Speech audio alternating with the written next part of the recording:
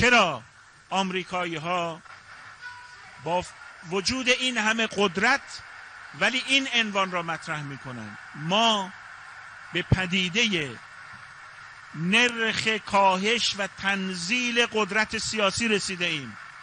یعنی هرچه بیشتر هزینه اقتصادی و مداخله نظامی میکنیم کمتر موفق میشویم و بیشتر شکست میخوریم.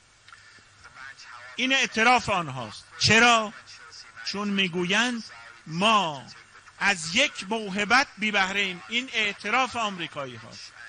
هم اولین سخنی که گفتم تحت عنوان Political Discount Rate، نرخ تنزیل قدرت سیاسی. عبارت بعدی این است: چرا این اتفاق افتاده است؟ میگه because of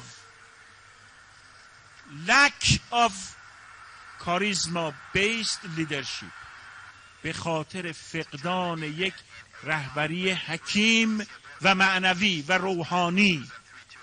چون آمریکا را رهبرانی مدیریت میکنند در تراز رئیس جمهور فعلی آمریکا. شما به شخصیت او نگاه کنید، این شخصیت تراز تمدن غرب است، عالی ترین شخصیت غرب که راهبری تمدن غرب رو در این شخصیت تراز تمدن غرب است.